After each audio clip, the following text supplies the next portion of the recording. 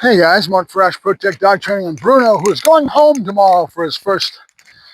We're done with his first stint. He's got more work to do. We're gonna let him go home and bond with the family. Well, this was an unusual account. Well, not unusual, but plots set up by a good friend of mine that's been training dogs for 30 years. We knew each other way back in the day with Caesar. He went off and really got into the industry and went over to Europe and started procuring dogs in Europe, bomb dogs, plots. And spent a good amount of his time doing that, went through the industry. And so now he's a little bit more my age. Him and his wife have a doggy daycare, and he still has clients. So he's built up a clientele down in LA, Hollywood, Brentwood. His clientele comes from a little bit more affluency in that area. And so he's got customers that have been with him for many years. This customer is one of those customers, and he lost an older dog that he had already procured for him. So he likes to do this for his customers, and the gentleman lost his dog, plots, with old age, and basically, and it was a Czech Shepherd. Same breed. He wanted another as good, if not better, than the dog that he already had. So that's what we're doing. And when he got him the dog, he did his R&D and made sure he found a good breeder over in the Czech Republic, and did his job to procure the dog, and hell of a job. I mean, this guy, don't know how he found this dog, but hell of a dog. This dog could do anything you wanted to do. If you wanted to compete, wanted to do all that, but a dog like this costs money too. The one thing is you're already being affected by the industry changing the rules where you have to be 6 months or older to ship a dog over. And that causes us not to be able to mold and shape that clay at a young age and do what we want to do with puppies, plots. And it also affects the industry overall. The breeder back there now has to wait. A lot of trials and tribulations, a lot of changes, kind of like what they did when they changed the rule for floppy-eared dogs for Homeland Security for the dogs that are working the airport with their wake dogs, which means the dog has learned to air scent, goes through the airport, and they have the dog searching, trash cans, all that kind of thing. But they're also trained to do what's called wake training, where the dog is scenting the air and walking by people. And if they scent anything, usually it's a bomb dog, anything that's related to bomb material or anything like that, the dog will alert on the individual by usually showing a behavior, sitting, whatever it may be. And now they're using nothing but floppy-eared dogs, and that changed the industry. All these breeders that are breeding dogs for purpose that had pointy ears with all that drive, shepherds, Dutch Shepherds, Malinois. I mean, all the dogs they were using, they no longer can use anymore. They now have to have floppy-eared dogs. So when the government makes these changes in rules, it affects our industry. It's the way it works. Good. Nope. Good. Seats. Good. There you go. Here. Nope. Here. Here. I'm going to start asking him to. Good. Good. Good boy, Bruno. Now, we didn't teach him a good finish yet, but keep in mind, this dog is going to go the whole way. So the way I work my business, everybody does things differently. First is I generally do a long process of building the dog over a length of time. And I always tell my customers it may take 2.5 years to produce that finished product. Why? Because of age, maturity, and all the work that goes into developing a dog like this. Plots. So the first thing you have is what we call on-leash obedience. That's this leash, right? Seats, and the basic foundation of communication baseboard, and which means no, good, and yes, and how a dog learns. It's all been installed now with this dog. Plots. Good. So we have what we need to work with. Now the dog's going to go home tomorrow when I deliver him. Foos. And I've done some bite work with him. He's had 4 or 5 sessions of bite work. He's primed. Plots. This is a dog with an excellent temperament. You're talking a German Shepherd, Czech Republic, and their temperaments are excellent. So he's going to be good with home, family. I don't have to worry about it. And that's another reason that friend of mine that got me this account wanted me to do the work. He's a busy man doing a bunch of other things, but bottom line is he's hell on wheels when it comes to procuring a dog. What does that mean? He knows how to ask the right questions, to do the right thing, to get a good feel for what that dog is. Nope. Good. Seats. Good. There's our boy. Good. Bruno. Plots. Good. That's my boy. Nope. Plots. Bleiben. Good. So I was honored and very humbled to be able to have this caliber of a dog and to be able to work this caliber of a dog and be able to be a part of building this dog, building that house to be a total personal protection dog. And what is that criteria according to me? What that means to me is that the dog can be a dog you can take any place where you're friendly and fine, and be able to take him to restaurants, whatever, put him on a down standard, and he's going to be very stable. Some of that, and a lot of it, is temperament. A good, well-qualified dog that has the right temperament to fulfill that goal that you're after. And this caliber is a lot higher echelon. I'm not going to say how much it cost him to ship the dog over here and the training and all that, but bottom line is there's an investment involved. But this dog will be back and forth with me over about a 2.5 year period of time, multiple times. This is only his first stint, right? We're going to do on leash, and then I'll let him go back home, and I'll start working with the customer, build that bond, let them get going on. Nope, Platz, bleib. No, he's not sitting right. He went to the roll, right? You Platz. Good, good. And now I've got him up at attention. He's right nice and straight. When they're with me on a heel and I down him and I'm working the dog, I want that nice straight down, nice structure. But I let them relax with any length of time. Platz, good. That's my boy, good. Sits, good. Platz, good boy, good. There you go. Now what I've done with him today, so in other words, what I tell my customer in a nutshell, you hear prices being quoted all the time from some of these trainers, 50 to 100,000, and they're getting it. But with me, if you work with me and you're keeping the dog, you're paying for vet bills, food, all that good stuff. I'm going to do it, and it's going to be a lot cheaper to work with me than it is to try to buy you a finished product that you don't know if it's going to work out or not because of the dog's temperament and what's going on. I would rather do it this way with my customers and teach them how to work the animal and get them to be involved as a part of the process in regards to them being a part of this build as well. Because in the end, remember, the dog may work for me, but he's not going to work for you. So it's real important that we do the right thing to develop the owner and get their knowledge to be up where, no, good, good. And then I will have this dog back and forth with me for my month plus period of time working on different developmental things. What does that mean? Well, first we use a leash. We do what's called on-leash obedience. And then what I'm going to do, after I do this, I work with the customer and I try to bring their knowledge base and get them working the dog properly, but he'll be back in again and we're going to go for the off-leash. I actually take a whole month to layer in the stim collar to make sure that I have it as a communication tool and to have it what I call a three-dimensional tool. Platz. Bruno, Platz. Nope. Good. This guy being older and everything, he's had a pretty good challenge being potty trained. And he's still not doing excellent with that. Lots, but we'll get there. I know what's going to be needed. And he's going home with the owner, so we'll get it done. But the e-collar, lots. Yes, good boy, good. Good. Nope. Good, good. Let me go ahead and play with him and I'll come back to yakking at the end of this. I've got him in the balls and he loves his balls, but I've also got him in a tug. So today we're going to go to tug. It's going to be the same kind of thing, two ball, two tug. And we've got nice new ones. I just got in the mail yesterday and I let him have his first chance on this. Nope, Platz. Yesterday I worked out with him and I didn't get it on film. So today we're going to try to get this. Sits. Nope. Good, good. No.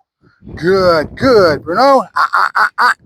Got to be the same rules. Yes. Good boy. Good. There you go. He's got to hold. You got to have that impulse control. So we're back to toys again. So the balls are toys. My tugs are toys.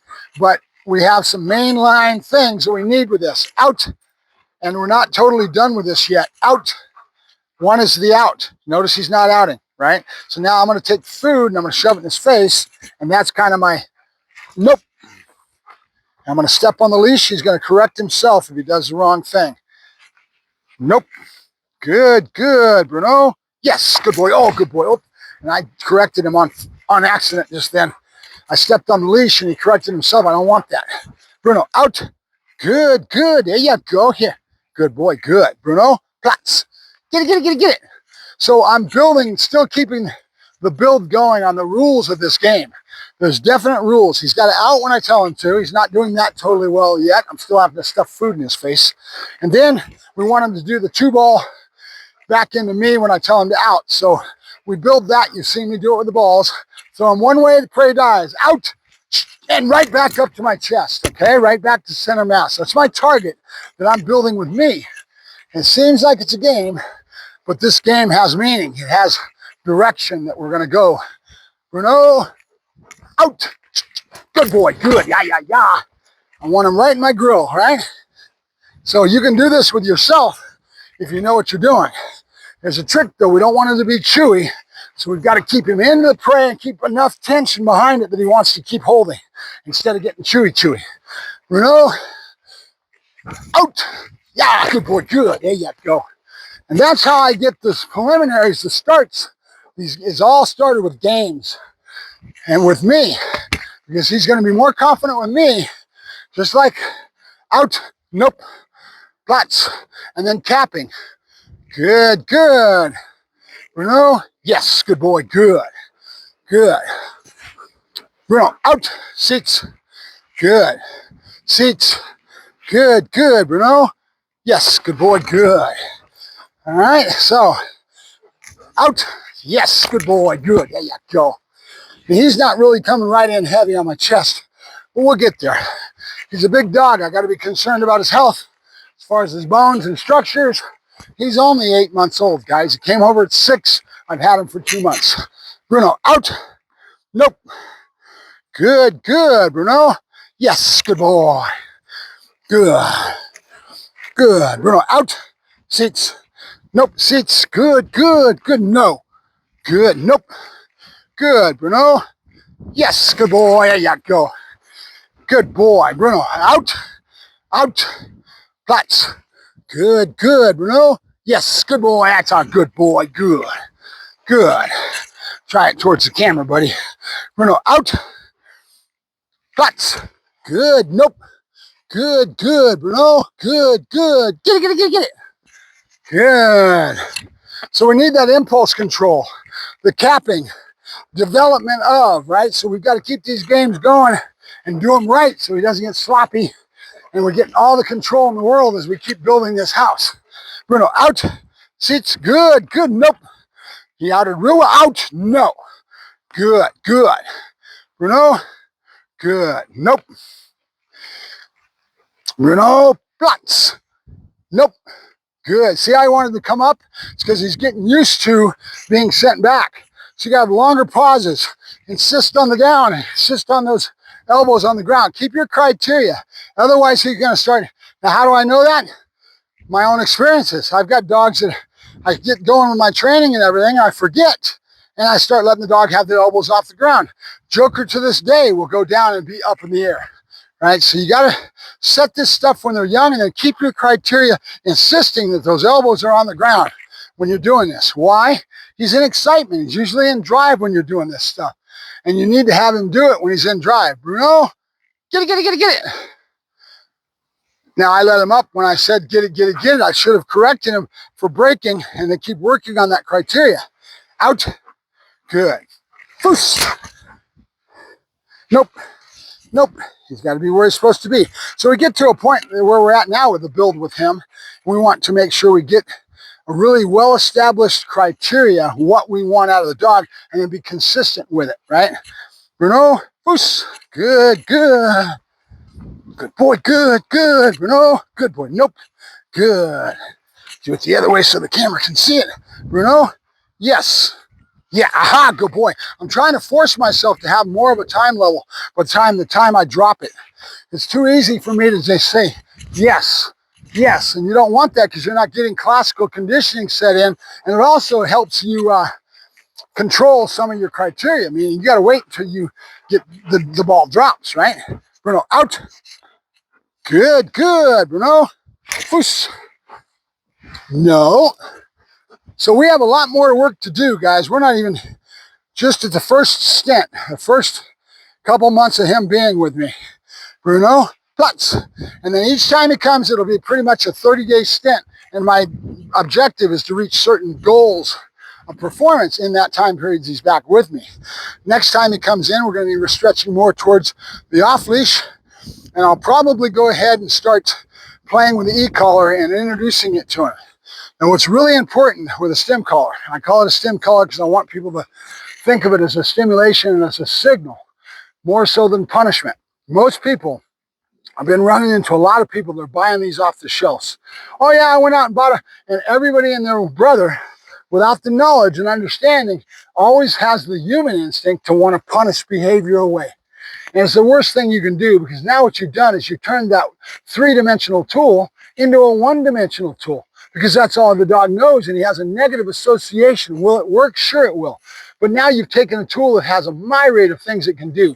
Sound, vibration, all kinds of things you can do with it, and you've just taken it and turned it into a one-dimensional tool, right? You don't want that. You want it to be a three-dimensional tool. And I've explained it before. Think of it like chess. You're playing one person across the board. And that one person, you're projecting your mind out probably 4 or 5 moves out ahead. And that's the art of playing chess. And the better you are at projecting what's going to happen, where you're going to go, makes the competition with your other counterpart on the other side of the table a lot of fun. That's chess. Now think of a three-dimensional chessboard. Look how much your brain has to really expand, because now it's got all kinds of things it can do, and your projection needs to be a lot wider. That's what I want to turn this tool into. The e-collar is designed, as far as I'm concerned, to be a versatile tool that I can use for a multi-million of things as a signal. Low stimulation, vibration, sound. I've got all kinds of things to work with, right? So I want to break that tool in properly, and I want to do that layering in of the stim collar in a proper way so I maximize the usefulness out of that tool, okay? Why should I take it and only use it as a punishment tool and zap the dog? That's what I need instinctively, that I want to punish behavior away. It's the ass backwards way of doing things. And that's why the purely positive and their association and their lack of knowledge and their concept of looking at that e-collar and say that it's a bad thing. It's a bad thing because there's too many people using it as punishment. Educate yourself, learn, grow, and understand that the tool is a multifaceted tool that has a world of prospect, and it doesn't need to be used. 90% of the time, I'm using my collar on a low stim. And I'm teaching the dog to turn that low stim off and to be productive within the conditioning and how I layer in that collar. And I turn it into gas. I want more gas than I have brake. Brake would be stop this, right? That's brake, right? We also want acceleration. We want to make the dog very positive. So I'm going to do things that make that tool a very positive tool and give that tool gas. Okay? It's how I use it. That's what matters, right? So if you want to know more about that, go talk to somebody like me or somebody like Justin Rigney or somebody that really understands the total concept of tools and how we use them and what we do with them. Doesn't have to be a punishment tool, right? All right, that's about it. Mark Ferrasci, Protect Dog Training. Yakking the screen about dog training as always. Platz, good. Bleiben, good. And we're done with our first stint with him. He's got about 4, 5, 6 more before we get done over about a 2.5 year period of time. Takes me time to build the quality and product that I do. Always too fast, never too slow. Talk to you guys later. Mark Ferrasci, Protect Dog Training, and Bruno, who goes home tomorrow. Talk to you later.